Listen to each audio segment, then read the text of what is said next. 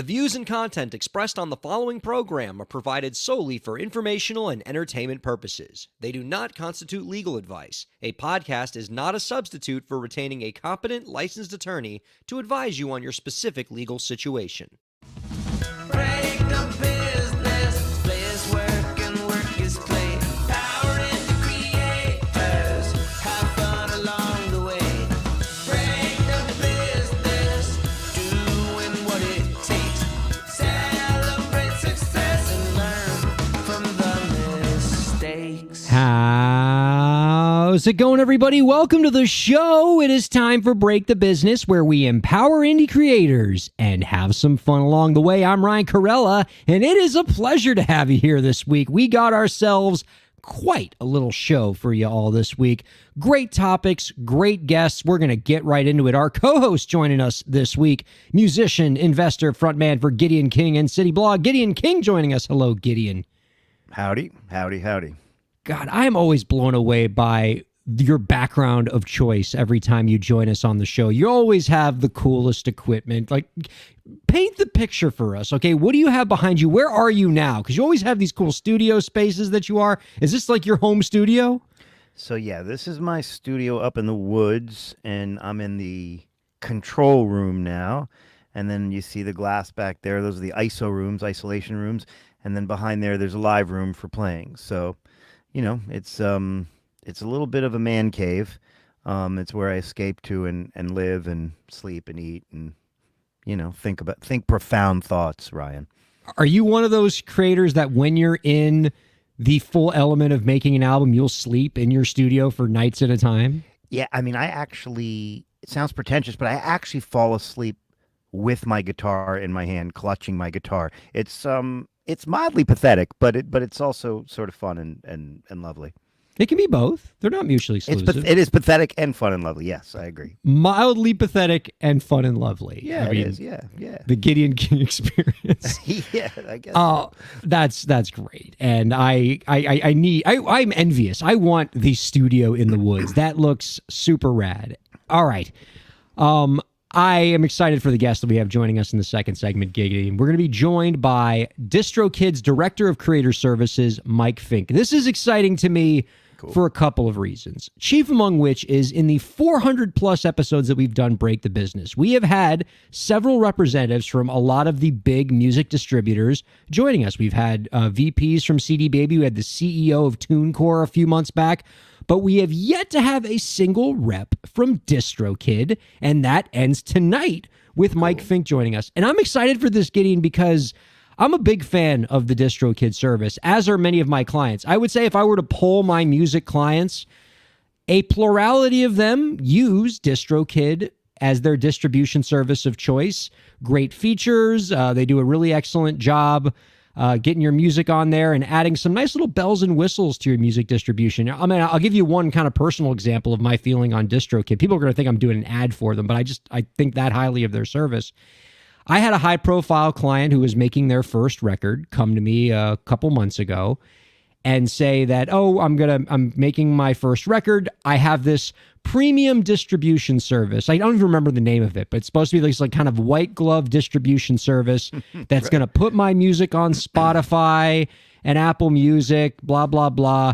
What do you think? And I said, well, is that premium fancy blah, blah, blah service going to, cut you a check or give you an advance or anything like that? And they said, no. I was like, then use DistroKid. They're going to put your music on Spotify just as good as any of the others. You'll get a lot of great features, and they'll give you that kind of white glove treatment. Great customer service. Cannot speak highly enough of DistroKid. You know what? I asked my manager today, what's your experience with DistroKid been? And he said, my artists really like it, and I like it a lot. And he said, and they're not always happy with their distribution, entities. He said, but they love it. They dig it. Well, thank God that was your manager's experience. It would have been a really bad episode if your manager was like, DistroKid I was like, DistroKid stinks. Yeah, no. I wouldn't say And now here's Mike Fink. Exactly. I wouldn't say anything if that's what he said, but he actually said great things about DistroKid. Yeah, this is, and in addition to having great features, they're always kind of very quick to create partnerships with other kind of organizations that help out artists and create some cool bundling of features. Recently, they announced a global deal with TikTok to make it easier for you to upload your music to TikTok and CapCut.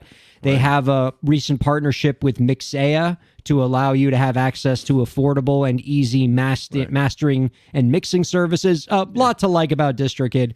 We're going to talk to Mike Fink all about it and get some advice from him as well. But before we get to that, Gideon, I want to talk about something that I know you just love and think only the best things about when it comes to your own career in the arts, and you're just really happy about this thing existing, artificial intelligence. I love it. In fact, Lauren, if you could, and I hate to put Lauren on the spot like this, because I didn't tell her to do this, but since we're talking about AI, even though it's not a tip of the week, can you give us the AI Overlord tip of the week just to put us in the mood?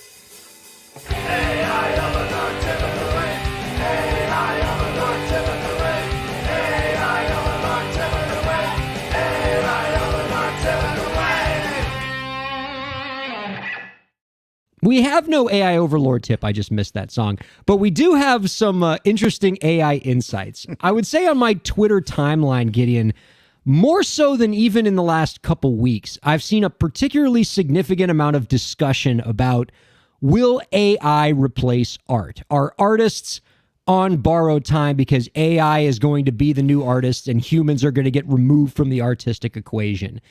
And two examples have come to mind for me recently that make me think maybe yes, and also definitely no. Right. And they come in the form of visual art and music. And to kind of smash cut to the chase here, I would say AI seems to be a lot further along in terms of making visual art than they are in making music. So you as a musician, Gideon, can feel good about that. But let me give you Exhibit A, because there's been a lot of people doing this now, where now that ChatGPT is fully integrated with DALL-E, you can ask ChatGPT to make pictures for you. And, sometimes they're not very good, but every once in a while it makes some pretty cool pictures. And I've seen some fun stuff on Twitter. But just for kicks, Gideon, I asked ChatGPT to make a picture of you, me, and producer Lauren. And I didn't give it very much information, right? I just said one of the hosts is in their 30s, another host is in their 50s.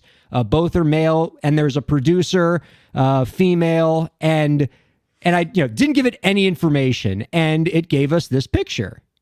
So, Okay, the reason I'm happy about that picture, is because it makes me look better looking than I am.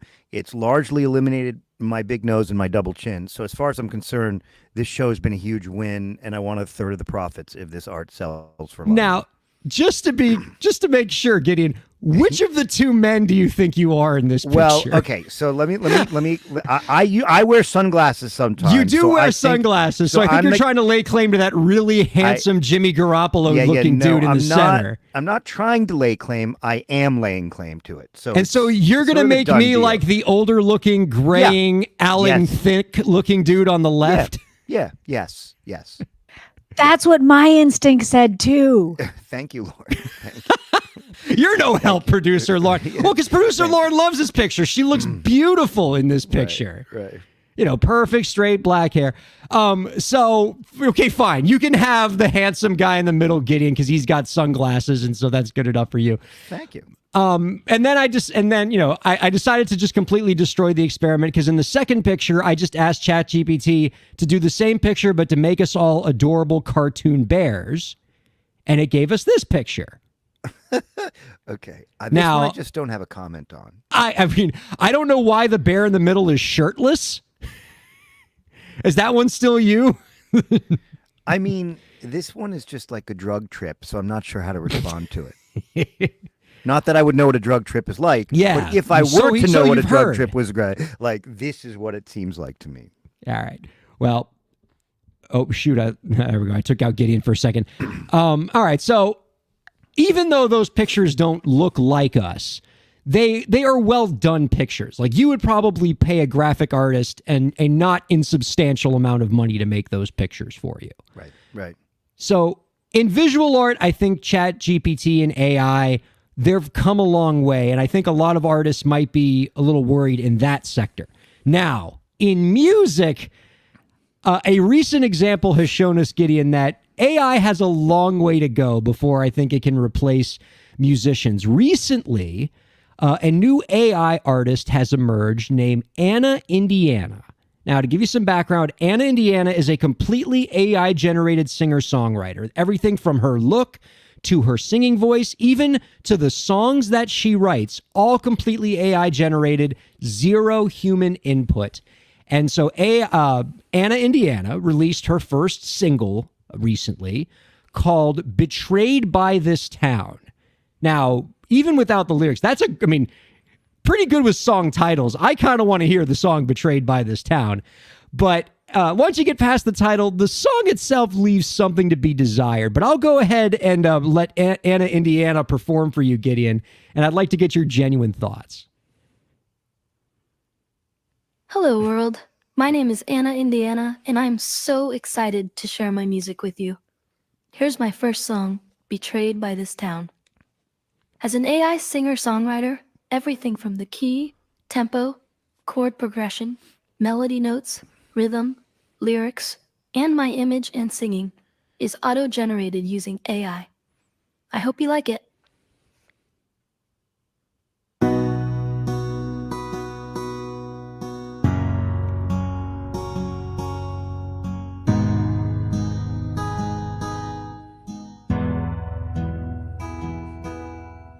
Sitting at my favorite cafe, sipping my tea, it's Saturday, thinking about all he's done to everyone. This town is full of broken dreams, shattered hopes and silent screams. Somebody please help me. End of the chorus. Betrayed by this town, let's tear it all down. We're all just destined to fall. I've lost it all. Betrayed by this town, let's tear it all down. Yeah, We're all just destined to fall. We've lost it all. All right, let's get the hook. What do you think, Gideon King? Are you worried that Anna Indiana is going to be taking your spot at the bitter end any day now? I mean, you don't need me on this show to tell you how horrific that song is, the production and everything. It's definitely for AI to work sui generously, they're not there yet. But in super subtle ways. First of all, that was really disturbing. I'm not sure I'm going to recover from that psychologically, but meaning like you've just visited like real psychological pain on me, and I hope that wasn't your intention. But like I can't unsee Anna Indiana, so that's a problem for me. But I'll deal with that. I mean, look, I have been in a room with AI software where this gigantic library of hooks and real instruments and tempos and beats can be applied by a quote-unquote curator, meaning you, me, or anybody with a background in music or who doesn't have a background in music. And it produces some incredible hooks, some incredible music. So while I know we're just having fun here, what I will say to you is that I actually think, and maybe this is my fear speaking as a musician, but I actually think from what I've seen, AI is incredibly close to some high production value music. Almost with one analogy, Ryan, 20 years ago, people said you can never simulate piano, real piano sounds. And you can never simulate real string sounds. And then came along in the last 10 years, software programs where you're triggering actual real piano notes being played by someone who did play it. And you had someone sitting at a piano key, striking it with different levels of strength. And so now you can recreate piano so that, you know, anybody from Herbie Hancock, Chick Corea, and Elton John couldn't tell the difference if it's a real piano or not. And in many ways, AI is able to accomplish that now. So I am actually really, really scared that AI is going to turn many people who are not musicians into creators of content and musicians. and further dilute the possibility for artists to create and be successful creating. And I'm also worried that it's just literally going to create hits. We're not quite there yet, but I'm telling you, man, we are getting close. Which, when I called my manager crying about this, what he said to me, Ryan, was, yes, I agree. And that's why performing live is going to be so important, because AI can't perform live, notwithstanding some multimedia new stuff that actually is happening, like ABBA's thing in London. So it's a huge mess, and I'm terrified of it all. So it almost sounds like you think that Anna, Indiana is sort of just, they put that out there to let our collective guard down. You know, they put that out and we all go, oh, this is never going to happen. This is 1,000 years away. This thing stinks. And then behind the scenes, they're working on something that sounds just like Elton John or something. Yeah. I promise you that was a BB gun, but what's coming is a 44 Magnum. That's what's coming is the 44 Magnum musically. That's what I really truly believe from the bottom of my heart. But by the way, Anna, Indiana is terrible. Without a doubt. Well, I do think the war metaphor is actually apt about this kind of being something of a gun, because I do think the robots are out to get us. If for no other reason that Anna, Indiana song was in B major, and I think any AI that puts a pop song in B major is something that secretly wants to destroy us. I mean, you might be right. Maybe we should have her arrested. Well, I want to quickly read some of the tweets about this Anna, Indiana singer Gideon that I think were funny. Somebody wrote, I used to think AI was a threat, not anymore. Damn, this song is trash. Skynet, the musical sucks. Artists might be screwed, but musicians definitely get to keep their jobs. And somebody who wrote something on Twitter that I thought was kind of profound about the role that AI should be playing in the world. Somebody wrote, quote, no one on earth wants this technology. Use AI to make drudgery easier, not to ruin the activities we enjoy. Whoever said that, I'm going to send them a thank you note, because God, I really agree with them. Yeah. So I that stupid song stuck in my head now, and it's like the worst thing to have stuck in your head, because I mean, like, there's the chorus. I mean, the song, we're all destined to fall has like way too many syllables in the amount of time that she's trying to sing. I don't know what's going on with that, but oh yeah, and the music isn't swung; it's right on the grid in terms of the beat. Bling, so bling, so bling. it's bang on bad without a doubt. Daniel Neruda writes in, I do feel like the focus of AI art is fast over good. That's kind of the focus of AI. I mean, and, we feel like we're losing a little bit of our soul with this, but I don't think Gideon King is losing his job to Anna, Indiana tomorrow, at least. I would work, by the way, I would work for her if she offered me a job. Yeah, we might want to be for the right amount of money. I would work for Anna, Indiana.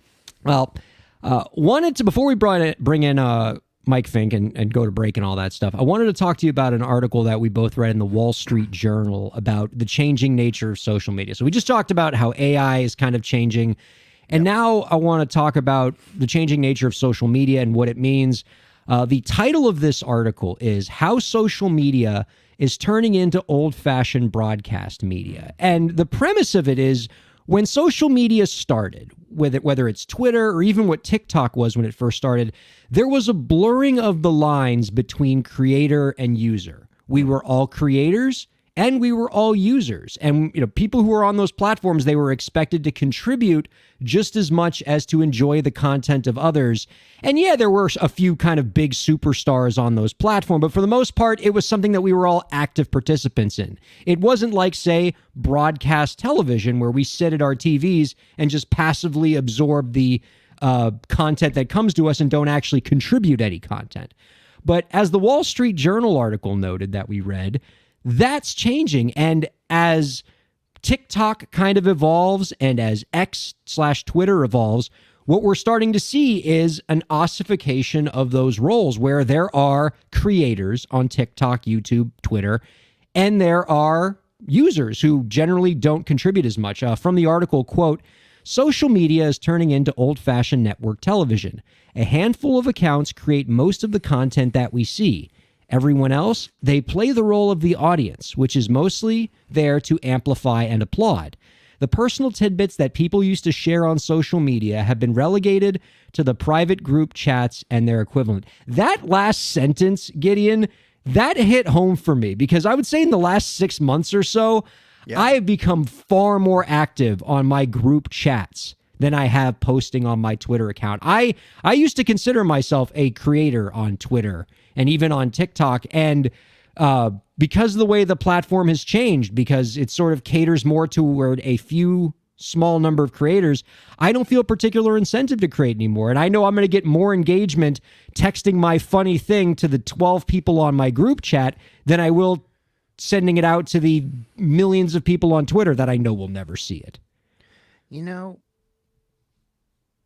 that article said so much and kind of awakened me to something I've sort of emphasized, something that I've been sort of seeing and sort of recognizing more and more, which is we're like in the Wild West now in terms of content.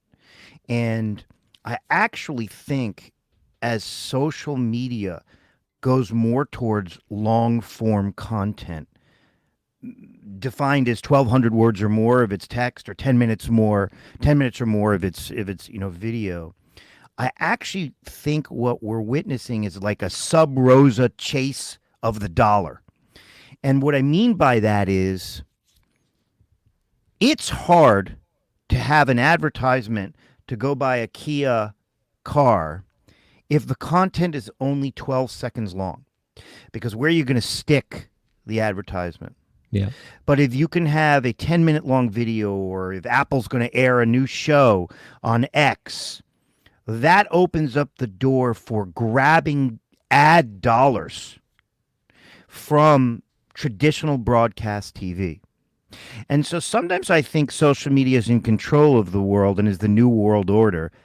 And then sometimes I think social media is this desperate monster groping towards trying to figure out a way to get to profitability, because it's clear that long form content, for whatever reason, does somehow engage people a little more than short form sometimes.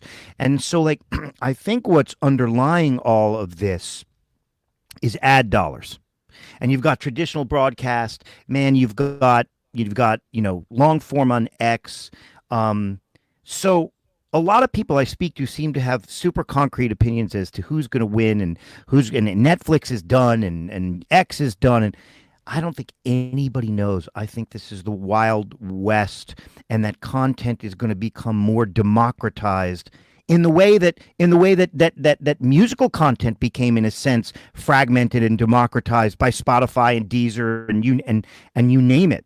So I just think like this article was actually a really good article and made me have a lot more questions and sort of like had a ponderous kind of feeling as opposed to drawing any conclusions. But the phenomenon that you're talking about, dude, totally. Like more and more, a fewer number of people grab all the eyeballs, and we're sort of off in the corner on the side, communicating with each other on WhatsApp. So, man, all of the above. It was a wild article, and I have super schizophrenic feelings about it, and I have no idea what's going to happen. But I know that it's the Wild West. Yeah. And if the goal if I'm running a social media platform, as you noted, Gideon, the goal is to keep you there long enough so that you watch an ad. And that's how they make money. And the calculation that these social media platforms have made, and I include YouTube and TikTok in there, is they have an easier time getting you to look at their platform longer if every single piece of content that you see is from a established, talented, highly creative person, as opposed to just a tweet from your friend saying, ate a sandwich today. That doesn't keep you at the platform as much as really good creators do. And to me, that brings me back to something we talked about with Taylor Lorenz last week when we interviewed her, Gideon, that her book talked about, which is this idea that what made all these social media platforms valuable, what turned Twitter into $1 billion company, what turned YouTube into $1 billion company, Instagram into $1 billion company, it wasn't the technology. And in fact, in a lot of cases, the technology was super buggy. What made these platforms $1 billion properties were the creative professionals. When the really good creators flocked to those platforms and made really good content, that's what got people to those platforms, and that's what made those platforms highly valuable. And that includes your TikTok and your YouTube and something like that. So it doesn't surprise me that those same platforms are now trying to significantly emphasize those creators and make the platform as a whole less everybody is a creator. Now, let me ask you this as an investor, Gideon, because this is something I've always thought about for a long time, and I talked about it briefly with Taylor, and I didn't really get the answer I was looking for because I think I need to talk to an investor about this. If we start with the premise that TikTok and Twitter and all these platforms have creators to thank for their platforms becoming multi-billion-dollar platforms, is there a way we could engineer one of these platforms to actually allow these creators to participate in the equity in the same way that, say, employees of a startup would be able to get stock options, right? You start up a company, maybe you set aside a quarter of the stock for your employees as an option pool. Why couldn't we do the same thing with the creators on these platforms, where if you bring in enough people to the platform, you can get actual equity in this company and allow you to benefit from the billions you're helping create? This is such a tough problem because if you have a creator, just like on Spotify, you want to get your music out there, and you couldn't do that the way you can do it. You couldn't do it in the 70s the way you can do it now. You just throw your tune up on Spotify, and you never know. You might hit the algorithm, and things might go great. And so the creators are not going to demand that much money for what they give to the social media for stuffing for the social media platforms, allowing them to put their content in the pipes. It would be beautiful, or like the old book said, wouldn't it be pretty to think so, that there would be this like amazingly engineered kind of thing where there would be some form of almost organized mechanism for creators to get paid, but not to be a bummer. But I don't think it's going to go that way. Look, people will get paid for their content the way that Netflix goes and buys a bunch of content. And TikTok and X will overpay for a lot of content the way that Netflix has, just to have, quote unquote, the biggest library, because they know that content is king. But for the most part, creators are going to be so lustily in pursuit of getting their shit out there that they're going to sell it cheap. And that is like the sort of brutal temptation of the creative market that is a sad economic phenomenon, but offset by the psychic income and offset by the idea that, man, you now can get your stuff out there in a more democratized way. There are more pipes to put your stuff in. So, I think it's a give and take. I don't think it's anything to jump out a window about. But I don't foresee a kind of engineered solution to that, because it's like unions. There will always be people who will walk across the line and say, I don't care. I'm not joining the union. I want to get paid now, and I need a job now. And the same thing, sort of analogously speaking, people will walk across that union line and breach the concept of the union. You see what I'm saying? And I don't think it's something that, if, for example, a founder of the next YouTube or the next TikTok, I don't think it's something that one of those founders would voluntarily do. No. Unless they were like super creator friendly. Like, if I was a billionaire and I love creators, like my next startup, I'll just set aside 20% of the equity as like an option pool for creators. But I understand that most founders don't think that way. Right. And so it's not going to be something that they do out of the goodness of their heart. I don't know if it has to be like done as a policy mechanism, like it's something that the law has to enforce. But I mean, right now we have a world where the people who are contributing most of the value of these billion-dollar platforms are not seeing that actual equity, and it's all going to the people who create the tech. But the people who create the tech wouldn't have what they have without those creative people that made those platforms billion-dollar platforms. True. But as a kind of counterpoint to that, Ryan, plenty of influencers who are getting, I just talked to a woman the other day who has 9 million followers on TikTok, okay? And she's getting a lot of money, sponsorship money. And so she is making money for the content from the content she's creating. Slightly different issue than what you're addressing, in fairness. But my only point to you is people are getting paid for being the ones who create the content and attract the eyeballs. Maybe not as equitably as you would envision, I would envision, we might like, but man, economics are not perfect. I mean, it's a jungle out there. You said it. Okay, let's take a quick break. We're going to be talking with Mike Fink of DistroKid after that. I'm excited for this. This is going to be a great chat. Don't go anywhere. Keep checking out Break the Business. Ryan Kairalla here. I hope you're enjoying the show, and I hope that you're getting a lot out of it. I do what I do because I care about creators like you. A lot.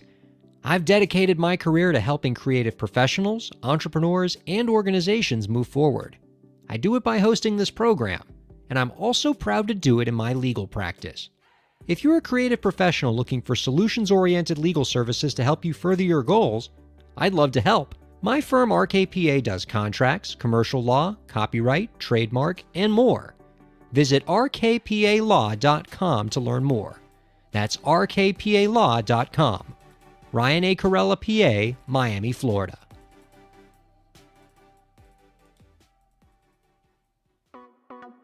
Streaming services for Break the Business provided by LEK Entertainment. LEK Entertainment is a full-service entertainment company offering everything from consultations to full-scale events and productions, including audio and video productions, voiceovers, staged theatrical productions, script and music development, and streaming services. For more information, visit lekentertainment.com. LEK Entertainment wants to help you bring your story to life.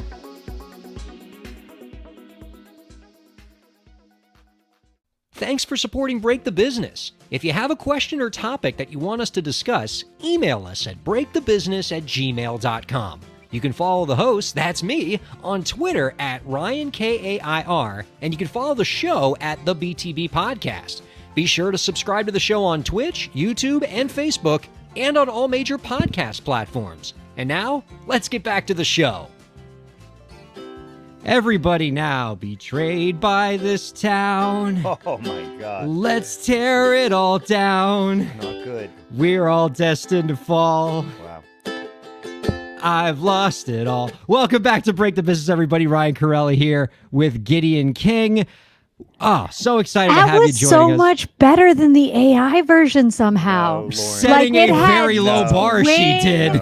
Lauren, I was like, both were but- very bad, and but you what should, Gideon was talking as the about before- producer, you should do an intervention, Lauren. You need to do an intervention. No, you were the one who said like it was right on the beat and there was no swing to it. And I was listening and I Okay. was like, how come this swing? And I was like, oh my gosh. All right, Yeah, back out. it definitely wasn't on the beat. Nobody would ever accuse Ryan Kairalla of ever being on the beat with anything. Ryan Kairalla here with Gideon King. Thank you for checking us out on SiriusXM 145, all major podcast platforms and streaming platforms. Excited for this interview, Gideon. This is going to be a blast. Our guest this week is the Director of Creator Services for the music distribution platform DistroKid. Recently, DistroKid announced a global deal with TikTok to make it easier for indie artists to upload their music to TikTok Music and CapCut. You can find out more about our guest's work by visiting distrokid.com. We are very happy to welcome Mike Fink on to Break the Business. Hi, Mike. Hey. Hey, guys. What's up, Ryan? So good to Gideon. be seeing you here. We got lots of DistroKid questions for you, Mike. But before we indulge in that very rich area of conversation, I got to know, what are your thoughts on Anna Indiana, the first completely AI-generated singer? 3 words. Too much Botox.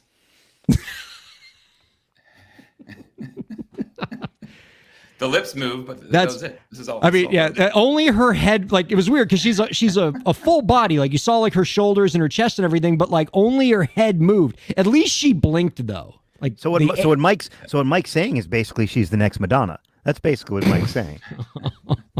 Sorry you better about be careful with that. Producer Lauren's a Sorry big about Madonna fan. that. I She'll love come after Madonna. all of you. I love Madonna. Well, so, I mean, you might wait, Mike. The people who made Anna Indiana might be posting her music through DistroKid for all we know. The Ryan Indiana duet that we just kind of got a teaser of. Now there's something. Now that we can all get behind. All right. as we said before, Mike, we have yet never had a DistroKid rep on the show before. A miscarriage of justice on our part. We've had all the other distribution services. I'm a huge fan of DistroKid. I'm glad we're remedying this week. Let me open by asking you the question we often ask folks from these kind of organizations. And so apologies if you've gotten about 1,000 different versions of this question in your life, because I'm sure you have. But there is no shortage for indie creators of options to get your music on Spotify or on Apple Music or on TikTok or any of those platforms. What makes DistroKid different in your view? In my point of view, I think it is the tech side of things combined with the customer service side of things, and we make it so easy to use. We compare it, we talked about TikTok, or Gideon was talking about TikTok a moment ago. It's like as easy as posting something on TikTok. It's as easy as posting something on social media. You can actually post your song and have it distributed throughout the world.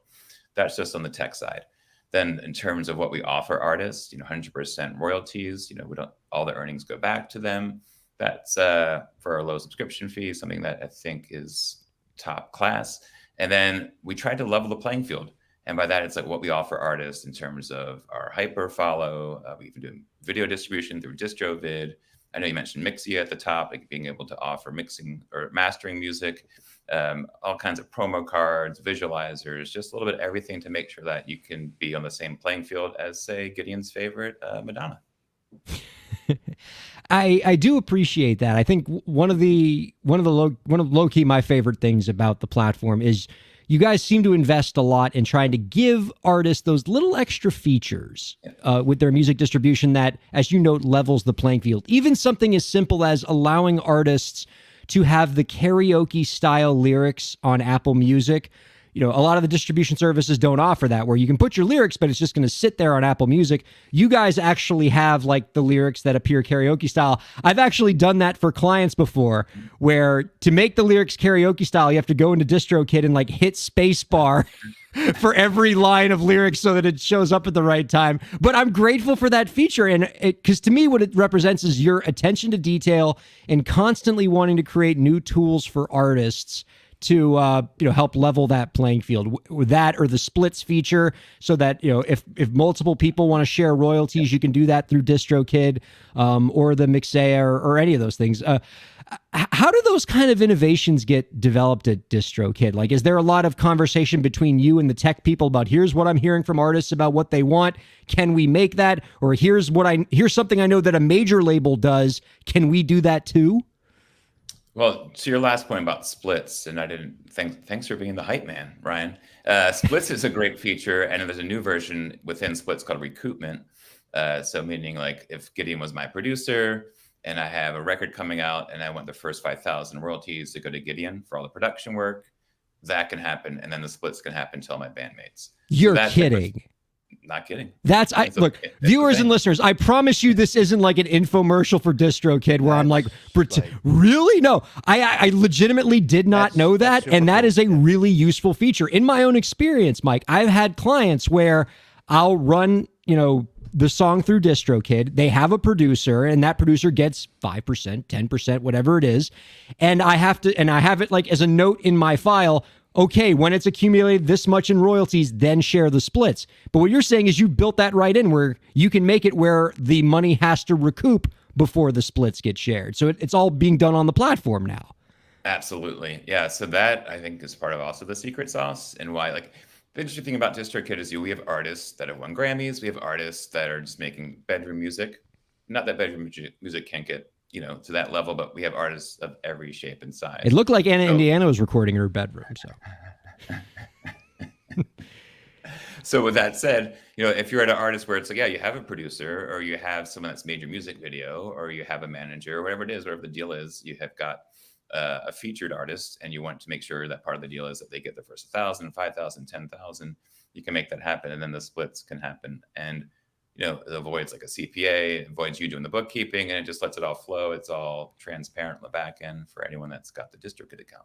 Yeah, see, Gideon, this is why I think your manager likes this platform so much. He does like it, yeah. And, which is, not on one hand, you'd think that's surprising, like, oh, wow, an established music manager, maybe they would want to refer their artists to like some kind of premium, more exclusive distribution platform. And so maybe that's surprising that your manager would take that position, Gideon. But on the other hand, it doesn't surprise me at all because, again, as Mike noted, there are a lot of really established artists who use this platform just because it works and it's got cool features. Yeah, absolutely. So I'm curious about what your role is at DistroKid. I know that you do creator services, which means you're interacting with creators. And when I'm sort of imagining what must be like the most satisfying job in the world, but also like the most incredibly stressful job in the world, it's got to be being the director of creator services at DistroKid. Because on the one hand, like, man, you're making all these dreams come true and you get to work with some really amazing creators. On the other hand, like, you must just be getting lots of panicked emails from artists who are freaking out about one thing or another, and you have to like help them through it. Like, am I getting your job right here? Yes, Ryan, you are. But that said, the satisfaction levels is superior to any stress. Well, that's good. And one thing that's not officially part of my job, but I get to do like a lot of A&Ring because I'm listening to music all the time. So as someone that is a big music nerd, getting to discover artists from all throughout the globe that are putting out things from Latin pop to hip hop to country music, everything in between, and then engaging with those artists, helping them get from step A to step B to step C, like that's the fulfillment that can take place of any artist who's got a panic because they may have set the release date wrong. They may have wanted to change a mix. They have a question about their account. And the good thing about DistroKid, as I alluded to with the tech, like we can solve those things and get it back to stores sometimes within minutes. So, doesn't mean my laptop shuts down before midnight sometimes on a release night, which is typically Friday is still for most artists. But yeah, the satisfaction level outweighs that. But, I think that's where you guys are talking a lot about AI. And I think in terms of the technology side and where music's gone, I had a record label that was pre-streaming. So I've kind of seen it from like pressing CDs, and iTunes was the thing to seeing what we're at now. So an artist now will expect things to change instantly and quickly and have lots of questions. So the ability for us to change things, or mention lyrics, updating lyrics. My lyrics weren't approved, getting that pushed through because the release date just happened. So making sure that like that satisfaction is super high. And that's not just me doing that. I might be doing it for some of our larger artists, but our team is throughout the country, and they're making sure that artists can kind of be taken care of. Mike, so, let me ask you. Yeah. I'm sorry, I didn't. I have Please. a sort of question for you. Like every business that I've ever been a part of, whether it's doing 300,000 in sales or 9 billion in sales, is always asking itself what it wants to be when it grows up. And that's not to say DistroKid's not grown up. I'm just kind of speaking, figuratively.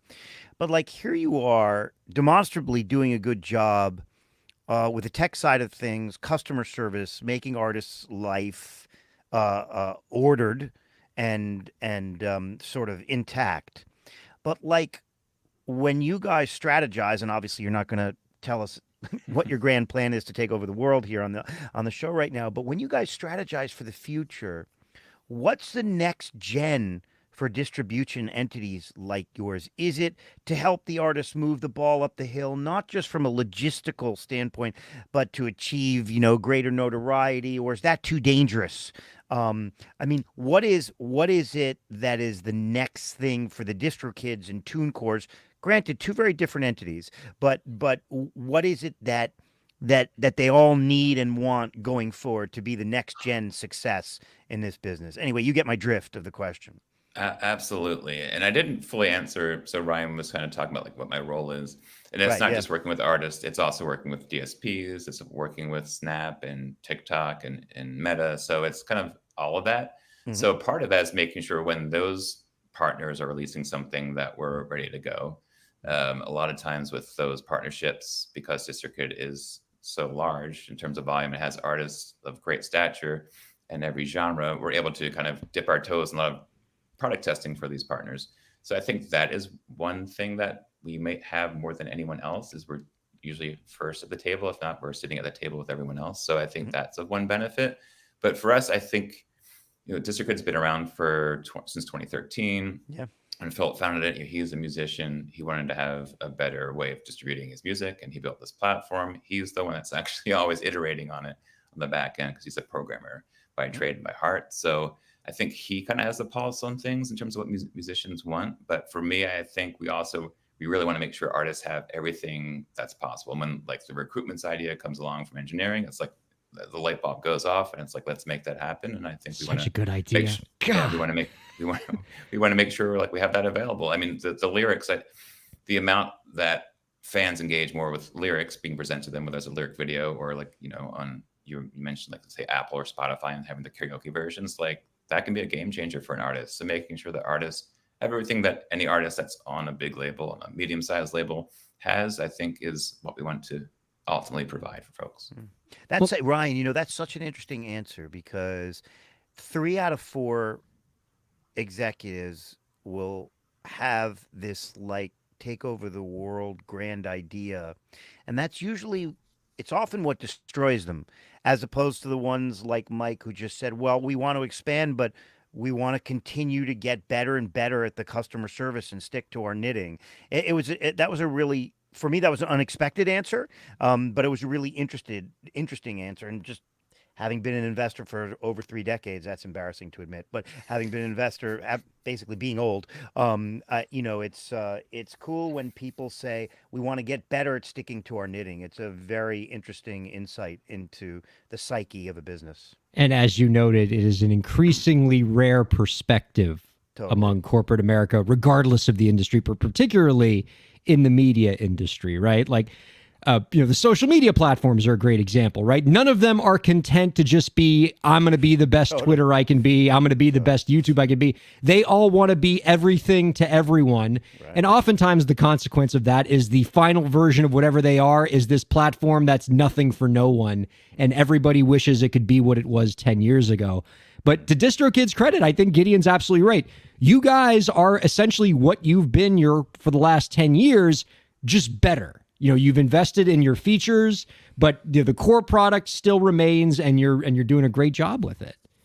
And I would just add to that, and thank you, Gideon and Ryan. I appreciate that. The feedback we get from artists. I'll send you my resume. I want to start at about 130,000 a year, but it's fine. We'll talk later. We will talk later. Much later. The feedback we get from artists or labels, there are labels that use DistroKid as well, then goes to our product team, whether that's via Slack or an email or a tweet, a DM, and that can spawn a lot of ideas for Philip in terms of what comes next. Well, you talked earlier, Mike, about your work in interacting with DSPs, and you've now mentioned your CEO a couple times. So I got to ask I'm going to admit on the front end, perhaps an uncomfortable question, but very curious about this. So recently Spotify announced that it's going to start issuing fines, or at least start issuing fines to distribution services that it has deemed to engaging in heavy stream manipulation. And your CEO criticized the Spotify announcement and, took a strong position on it. What's your sense of some of the changes that Spotify is making to its royalty payout procedures? Is this something that DistroKid, is it on their radar? Is it something your company's worried about? I would say on our radar for sure. And that's probably all I can say. No! I don't. When I'm talking to Spotify, it's about, hey, check out Spotify Wrapped just got announced. We did a really cool collab with Spotify for our artist Connor Price. We got a fans first through Spotify Wrapped, making sure artists are using the Wrap feature where they get to thank their artists via video at the end of that, and making sure that the tools that Spotify is using are incorporated with our product as well. But yeah, in terms of that stuff, that's not in my wheelhouse. Now, well, let's move from one form of something, a very uncomfortable question, to something far more comfortable, a vicious riot. Gideon, Mike was telling me a story in the questionnaire that we're going to need him to talk about some more because this is pretty wild to me. So back in 1995, Gideon, Mike was, I guess, working with a radio station that was helping put together a free concert in Washington, D.C., I think at the Washington Monument, that ended in a riot. And when I tell you the band that was involved in said riot, you're not going to believe me. Like, okay, think about like the band that you would say, okay, this is a band that's music is going to cause people to like tear each other apart. And I will tell you that the band was the Cranberries. Was it a political something? Yeah, can you give us the backstory? Yeah. How did the sweet late Dolores O'Riordan start a riot in Washington D.C.? Well, how much time do we have left for the show, guys? This is back in 1995. So the Cranberries are established at this point. I started my music career at WHFS, a historically large alt rock station, and they did free shows all the time, and we did them in parks in DC, and then every once in a while we do them at Sylvan Theater, which is right at the base of the Washington Monument. So we had reserved the Sylvan Theater for the Cranberries. We also expected about 2,000 or 3,000 people to arrive. So when you do this, you get a permit. Park police have an estimate of about 3,000 people. So the park rangers were there to keep the peace, if you will, for the Cranberries, expecting about 3,000 people. It's a free show. It's around lunchtime. 10,000 people show up. So there's that. Oh my! The band. So also a fun fact: Chisel was the opening act. Chisel band that's come back recently. I think they're dropping music for the first time in a while. Ted Leo being a member of Chisel.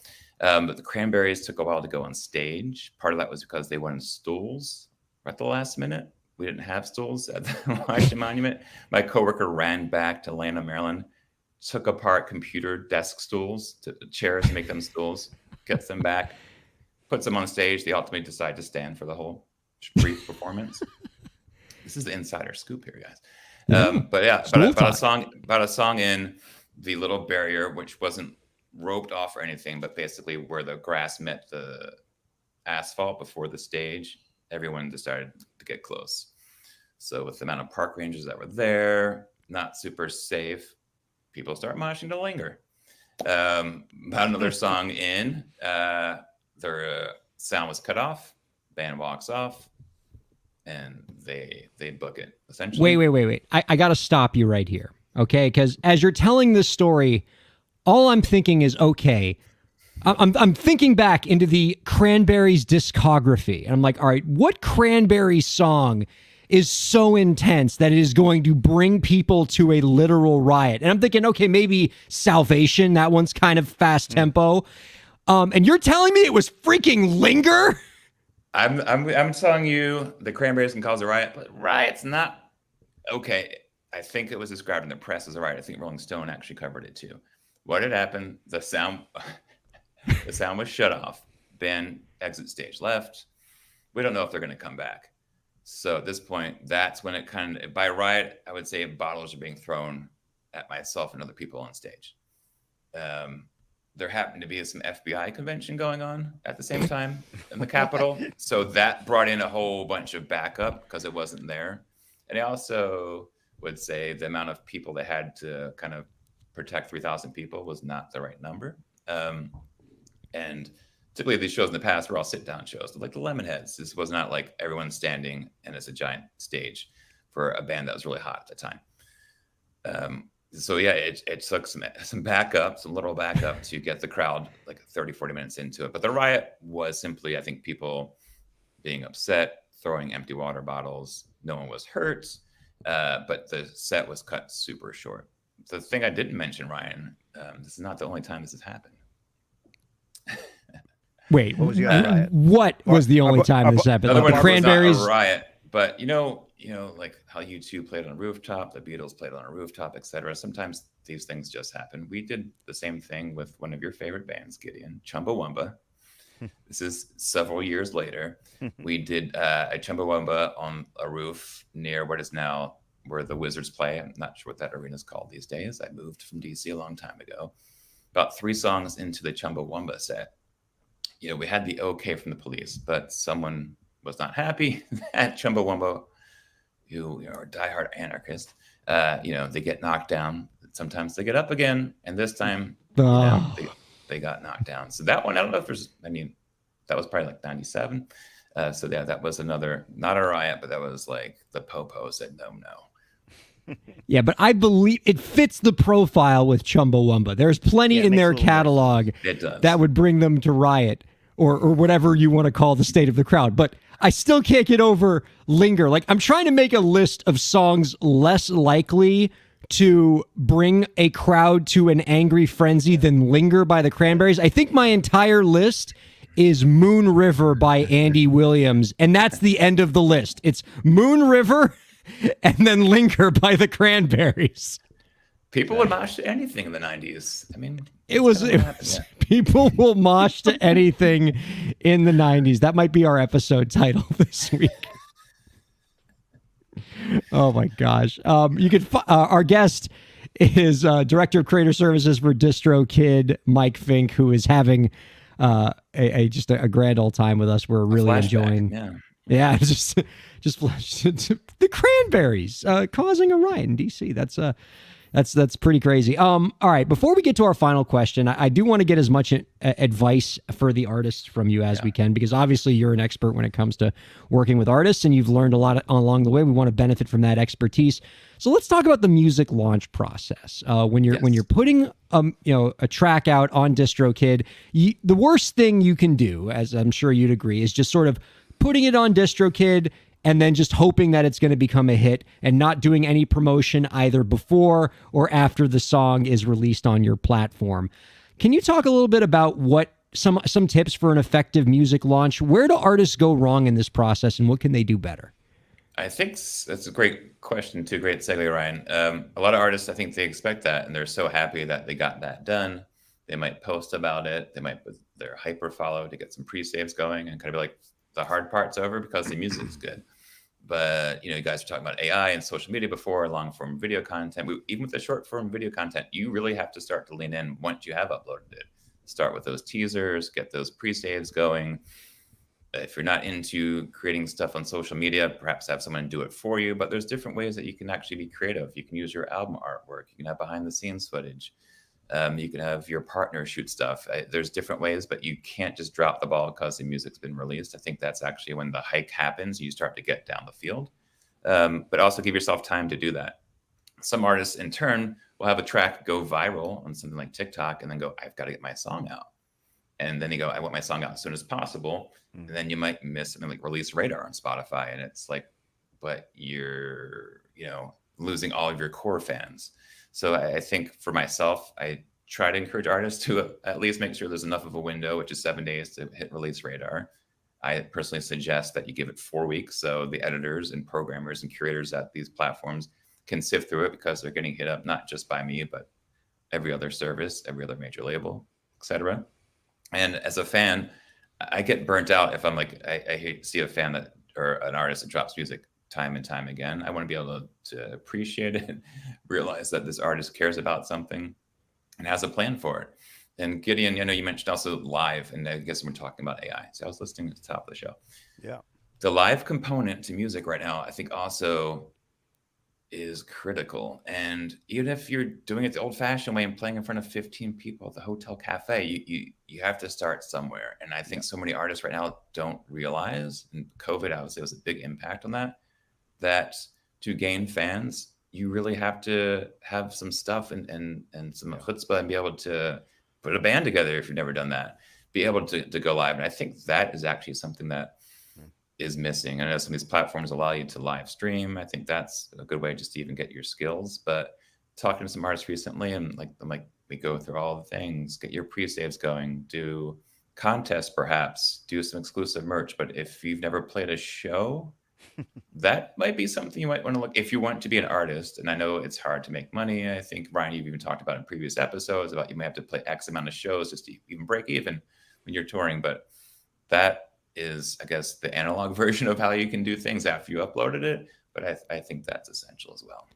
I think that's an interview in itself that maybe we have to bring you back at some point to have, which is kind of so your song went viral on TikTok, what do you do? Or, so you've caught an amount of fame on, you've gotten on a Spotify playlist, what do you do? Like we often talk about like how artists can get to that point where they get a little bit of success, but I think there's a whole other conversation that I'd love to have with you down the road, Mike, about what you need to do once you get that success, that little taste of success, and how do you build off it? What do you do next? Let's definitely pencil in the time to discuss that, because we're about to lose radio. Again, you can find out more about Mike Fink's work by visiting distrokid.com. Before we let you go, Mike, one last question for you. Do you have any last tips for the indie creators out there to help them move their careers forward? Wow. mentioned about the 4 weeks. I think that's super important that you space things out.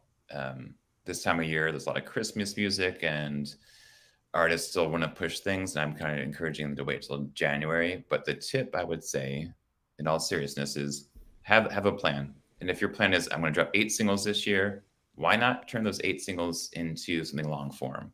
Or if it's 4 singles to an EP. If you're trying to get the attention of a DSP, letting them know this is my first single off of my spring EP or my spring album, infinitely way more seriousness taking place, infinitely. And then the 1A to that, a lot of these services allow for you to pitch directly to them via their portals for artists. Claim those profiles and pitch directly, because you're sometimes going to be one of a small percentage that's doing that, and that actually might get you into the front door that way. That's great insight, and yeah, I've heard a lot of success stories in that regard. Mike, thank you so much for being on the show with us. Our thanks to Mike Fink and co-host Gideon King, producer Lauren, and all of you viewers and listeners. Y'all so wonderful. Thank you all for checking out Break the Business. We'll see you next week.